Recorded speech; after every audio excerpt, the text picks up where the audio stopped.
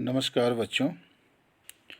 CBSE परीक्षा 2021 class 10 Hindi course B के लिए जारी दिशा निर्देश गाइडलाइन पार्ट 2 में आप सभी का हार्दिक स्वागत है।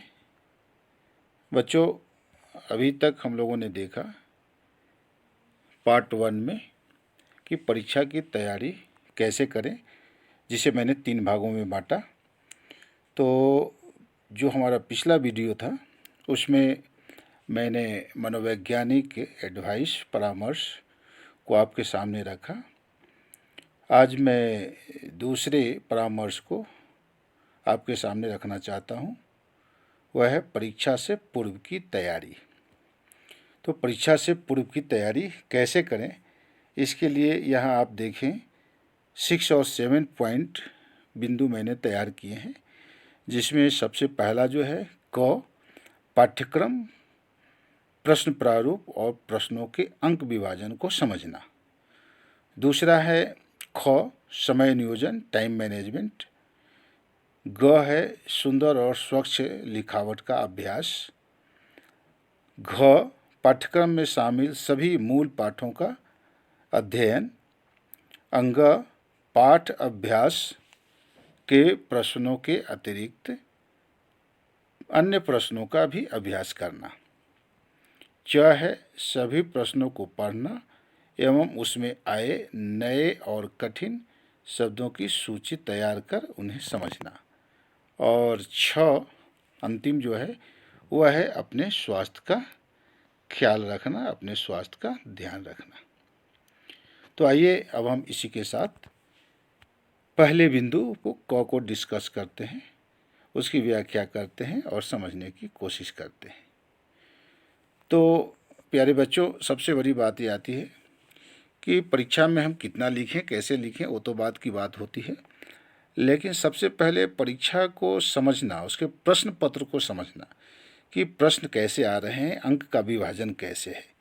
तो यहाँ पर देखिए, मैंने प्रश्न प्रारूप तैयार किया है, क्वेश्चन फॉर्मेट, कि कितने प्रश्न आएंगे। तो कुल मिलाकर देखते हैं कि यहाँ पर 17 क्वेश्चन आएंगे, 17 प्रश्न आपको आएंगे। और किस तरह से कितने खंडों में विभाजित होंगे, तो ये 2 खंडों में विभाजित होंगे। यह जो है अ, और दूसरा जो खंड है वह है खंड ब। तो खंड अ में हम देखेंगे कि जितने जो MCQ वस्तुनिष्ठ प्रश्न हैं वो 9 क्वेश्चन होंगे, 9 प्रश्न होंगे मूल रूप से, और बाकी सब क्वेश्चन होंगे। और दूसरा जो होगा वह होगा खंड ब, जिसमें कि है डिस्क्रिप्टिव, वर्णनात्मक प्रश्न होंगे। ठीक है। और कितने अंक के होंगे, कैसे लिखना है, उसकी तैयारी कैसे करें, उसके बारे में यहाँ मैंने समझाया है। तो सबसे पहले यहाँ देखेंगे कि इसमें जो खंड अ जो वस्तुनिष्ठ प्रश्न है उसमें क्वेश्चन नंबर 1 और क्वेश्चन नंबर 2, ये जो 2 होंगे वे अपठित गद्यांश पर आधारित होंगे, जो कि सभी MCQ पर होंगे, मल्टीपल चॉइस क्वेश्चन पर आधारित होंगे। तो क्वेश्चन नंबर 1 में देखिए कि अपठित गद्यांश पर आधारित वस्तुनिष्ठ प्रश्न, इसमें 5 प्रश्न होंगे कुल, है ना, एक एक अंक के 5 प्रश्न होंगे।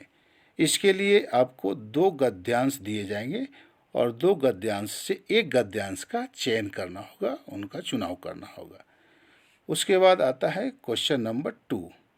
क्वेश्चन नंबर 2 भी अनसीन पैसेज से रहेगा, अपठित गद्यांश पर ही आधारित MCQ से प्रश्न होंगे। वो भी 1 × 5 = 5, यानी एक एक अंक के 5 प्रश्न होंगे। उनमें भी 2 गद्यांश आपको दिए हुए होंगे, जो गद्यांश आपको अच्छे लगते हैं, ऐसा लगता है कि उनका आप आसानी से उत्तर दे सकते हैं, तो उनमें से एक का चयन कीजिए। चयन करते समय ये ध्यान रखेंगे कि उसमें लिखना होगा कि गद्यांश 1 को आप चुन रहे हैं, उसका उत्तर दे रहे हैं, या गद्यांश 2 का उत्तर दे रहे हैं। आपको क्लियर वहाँ लिख देना होगा। अगर लिख रहे हैं कि गद्यांश 1, तो गद्यांश 1 लिख दीजिए वहाँ। उत्तर दे रहे हैं गद्यांश 2 का, तो गद्यांश 2 वहाँ पर लिख दीजिए। ठीक है।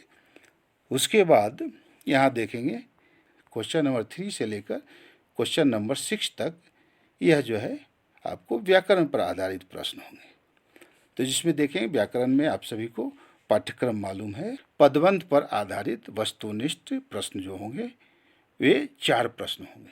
ठीक है, एक एक अंक के 4 प्रश्न होंगे। लेकिन ध्यान रहे कि उनमें से आपको 5 क्वेश्चन दिए होंगे, देखिए 5 क्वेश्चन होंगे, 5 प्रश्न, जिसमें से जो अच्छा लगता है, जो आसान लगता है, उनमें से 4 का उत्तर देना है। ठीक है। उसी तरह से क्वेश्चन नंबर 4 में है रचना के आधार पर वाक्य रूपांतरण से एमसीक्यू पर आधारित प्रश्न।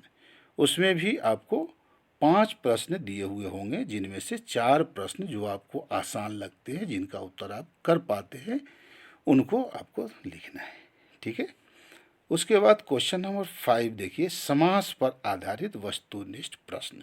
ठीक है, ये भी 4 उत्तर लिखने हैं इनके भी, और इनमें भी वही बात है कि 5 प्रश्न होंगे और 5 में से जो आसान 4 लगता है उनको आपको लिखना है। ठीक है।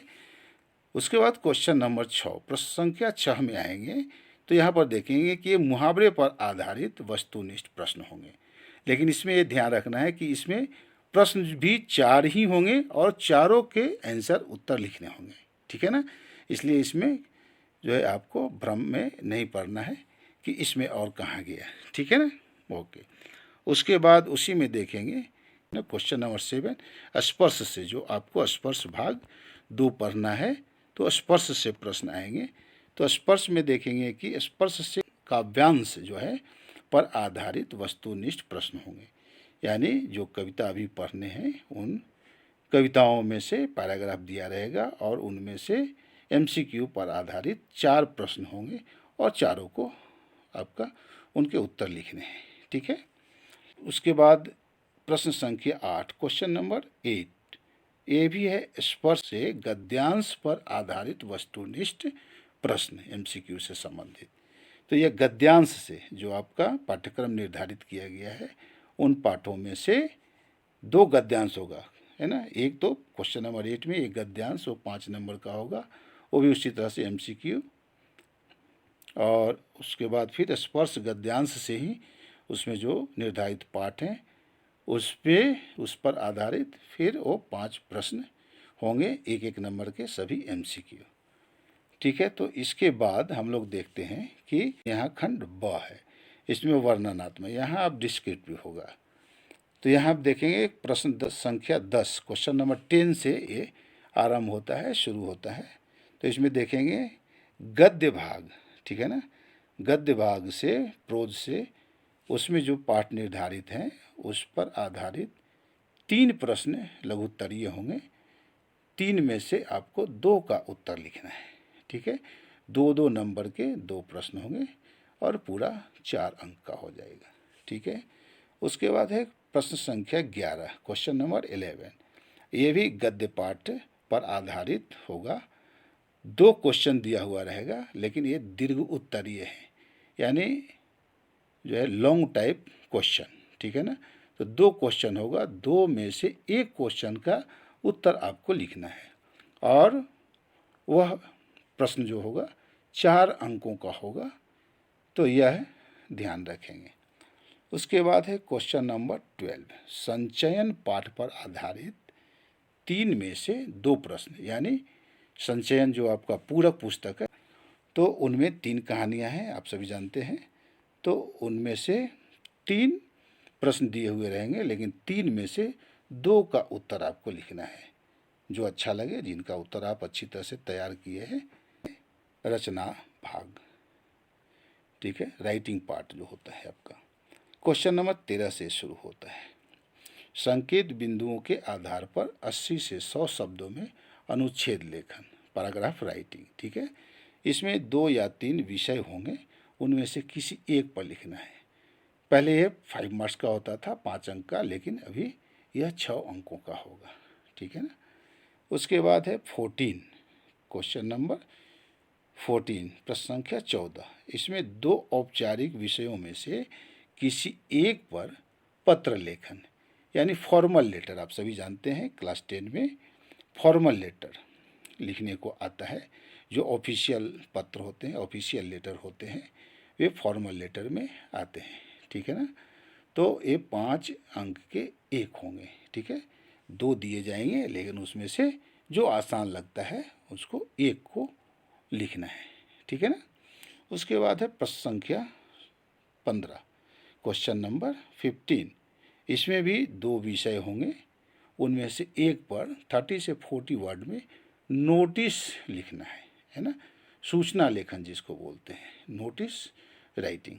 ये भी 5 अंक के होंगे। ठीक है ना। उसके बाद है प्रश्न संख्या 16, क्वेश्चन नंबर 16। इसमें भी 2 विषय होंगे। 2 विषयों में से किसी एक पर 25 से 25 से 50 शब्दों में विज्ञापन लिखना है, ऐड लिखना है, एडवर्टीजमेंट, है ना।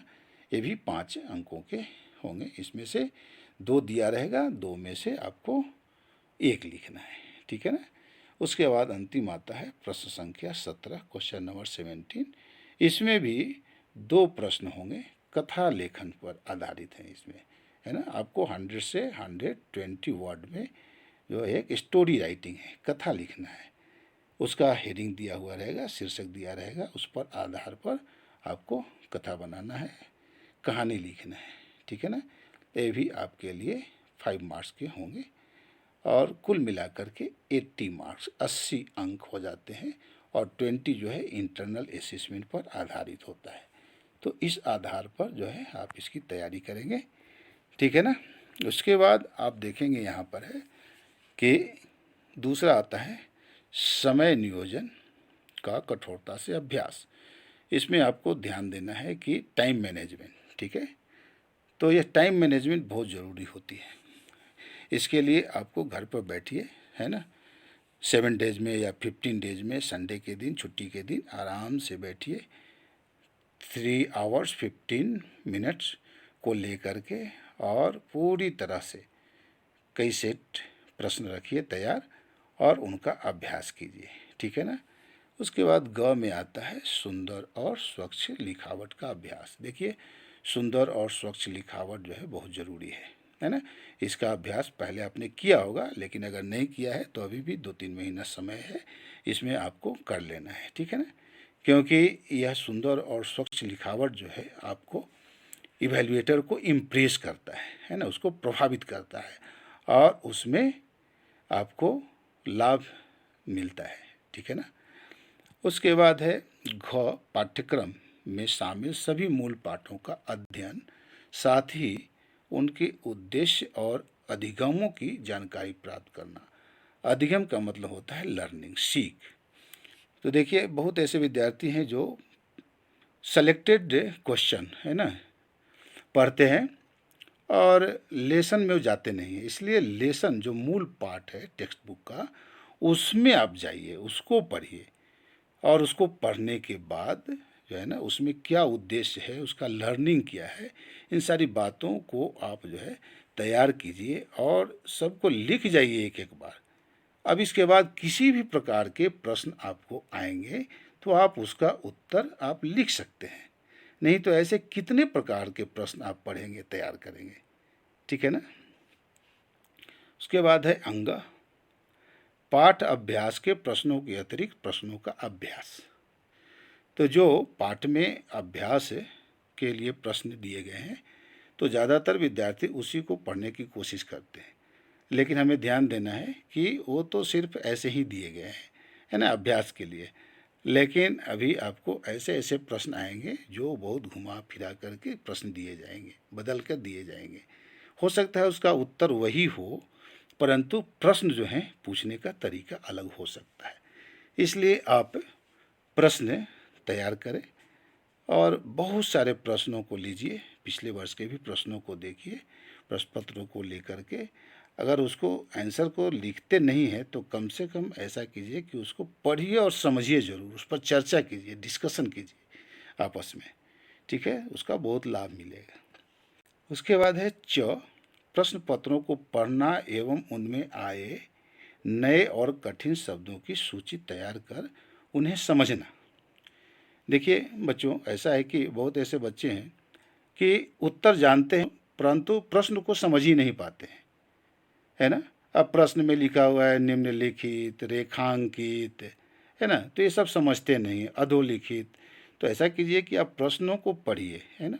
बहुत सारे जो प्रश्न पिछले वर्ष के जो हैं वो सेट लीजिए, और उनमें जो कठिन कठिन शब्द आए हैं उनको लीजिए, अपने शिक्षक से, अपने दोस्त से, साथी से चर्चा कीजिए और उसके बारे में जानकारी कीजिए। तो यह है आपके लिए सही रहेगा। उसके बाद अंत में जो है वह है अपने स्वास्थ्य का ध्यान अवश्य रखें। ऐसा होता है कभी कभी पढ़ाई के दौरान सोचते हैं कि हम दिन रात खूब मेहनत करेंगे, पढ़ेंगे तो ज़्यादा याद होगा। ऐसा कुछ नहीं है ना। हो सके तो देर रात तक मत पढ़िए, है ना। रात में आराम से देखिए अपनी सुविधा अनुसार, लेकिन सुबह में भोर की पढ़ाई जो अच्छी मानी जाती है। हम लोग बचपन में भी, हम लोगों को भी कहा जाता था कि ऐसा माना जाता है कि भोर में माँ सरस्वती घूमकर देखते हैं कि कौन कौन बच्चा पढ़ रहा है ना। तो आप सुबह में अपनी तैयारी कीजिए और भोर में पढ़िए, ज़्यादा याद रहेगा, ठीक है ना। और रात में ज़्यादा रात तक, देर रात तक जग जग कर पढ़ाई करने से मेरे समझ में उतना कोई ये नहीं है, बल्कि जल्दी खाना वाना खा कर सो जाइए और सुबह 3 बजे भोर में उठिए, सुबह पढ़िए और इस तरह से अपनी तैयारी कीजिए, ठीक है। और इसके बाद में इसमें और विशेष रूप से अलग से टाइम मैनेजमेंट पर मैं अलग से और आपको सामग्री दूंगा। तो अगला वीडियो फिर आप देखने के लिए तैयार रहिए, उसके लिए हम लिंक यहाँ से भेजेंगे, ठीक है ना। बहुत बहुत धन्यवाद, बहुत बहुत शुभकामना, थैंक यू।